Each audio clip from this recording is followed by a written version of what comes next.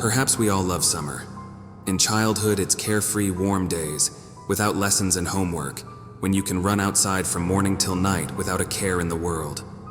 In college, it's, among other things, the opportunity to go home, see family, meet friends, and stay up all night not because of exams.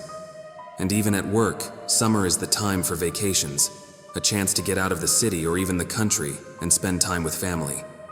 And I'm no exception in this regard. In the summer, my parents move to the country house and I can live alone in peace and quiet.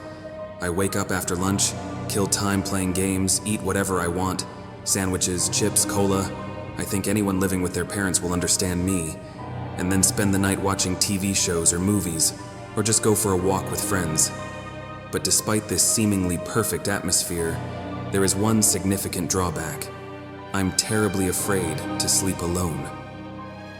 Especially at the beginning, when it's hard to get used to the silence and it seems, or maybe it doesn't, that something is creaking and rustling in the next room. This summer started the same way. During exams, my parents made sure I studied, so one of them always stayed home overnight. But now it's mid-June, exams are over, and my parents have peacefully moved to the country house. It was the first day. I remember it vividly. Around 4 in the afternoon, I went to the store and bought all sorts of junk, energy drinks, chocolates, snack bags, and with all this stuff, I happily headed home, where I stuck to Vovka. At that time, everyone was playing it. The night was quiet and warm, as it always is in hot, dry June. The clock hands passed 12. My back was aching a bit, my eyes were red and sore. I got up from the table, turned on the kettle in the kitchen, approached the wide-open window, and took a deep breath of fresh air. It became a little easier. Now it's time to eat and then sleep. Well, sleep, lie down in bed and spend a couple more hours glued to my phone. It's quiet outside. No people around. I leaned my hands on the windowsill and leaned out the window. A gentle breeze making the trees rustle softly, and somewhere in the distance, occasional cars pass by. A drunk man is walking.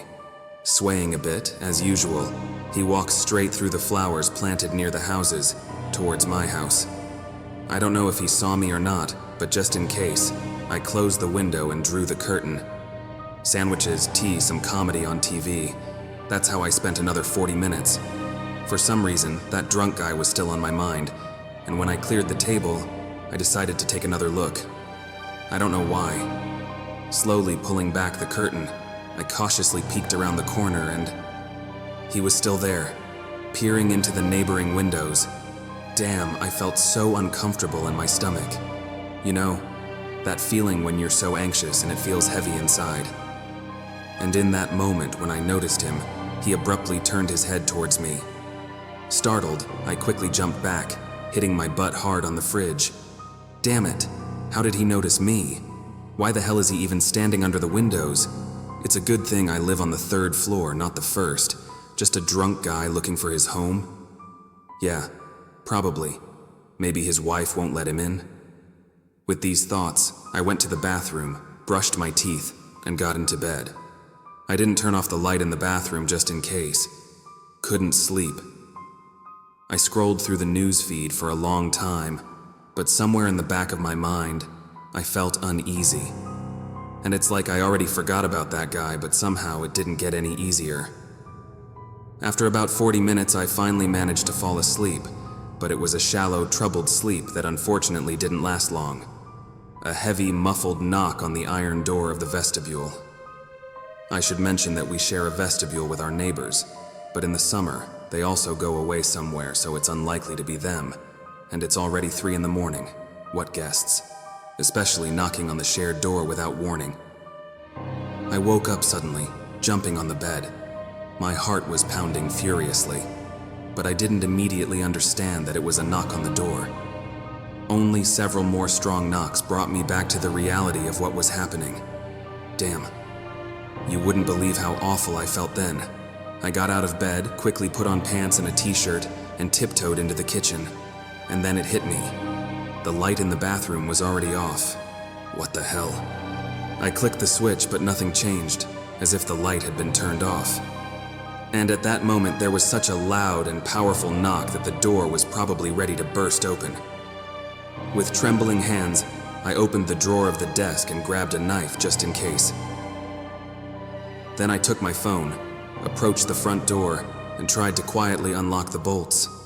Holding the knife behind my back, trying not to even breathe, I crept up to the door that had been pounded on so persistently all this time. What I feared most was that he would hit it again. I hate loud noises, especially banging, especially at 3 in the morning. And then the next moment I'll never forget.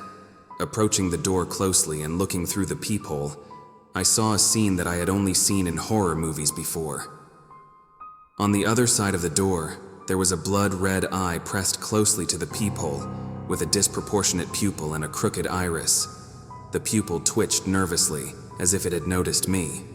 With a scream, I jumped back from the door, the knife and phone flew out of my hands, and the battery fell out of the phone from the impact.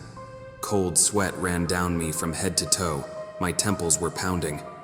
I immediately fell to my knees, picked up the knife, phone, and battery. Interestingly, the knocking didn't continue.